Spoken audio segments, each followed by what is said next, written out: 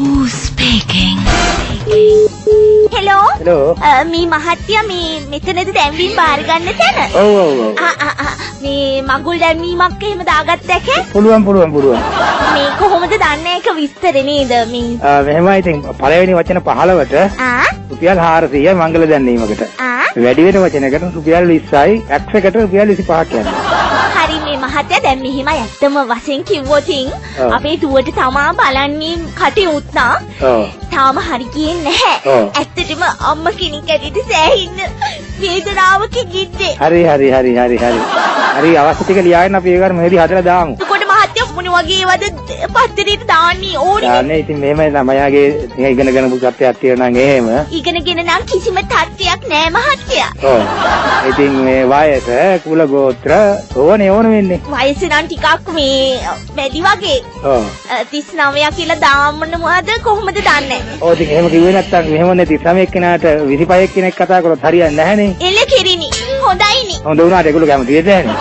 ඒ වුණාට මහත්තයා වයස කියා කියලා ඉච්චර පේනුමක් එහෙම නෑ. සීදේවි කෙලි. ඉතින් එහෙම දාමු 39ක් වුණත් වයස එච්චර නොපෙනෙන කියලුවම හරිනේ.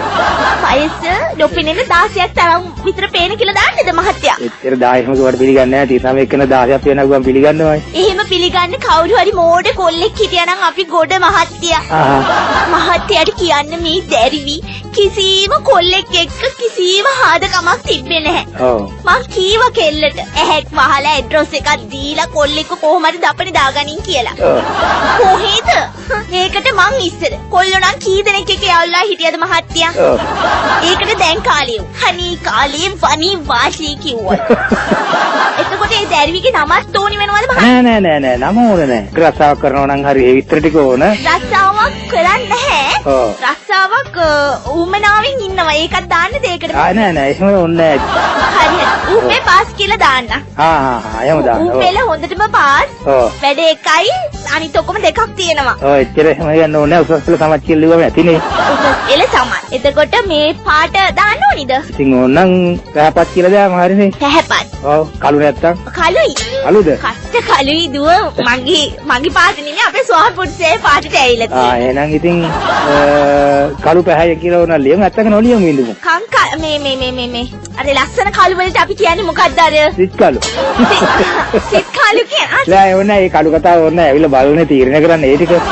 අනවශ්‍ය දේවල් දාලා වැඩක් නැහැ. එතකොට නෙමෙයි දැන් අවශ්‍ය ටික විතරක් දාමු. එහෙම බැලුවොත් කෙල්ලගේ වයස විතරනේ මහත්තයා දාගන්න පුළුවන් වෙන්නේ දැන්වීමේ.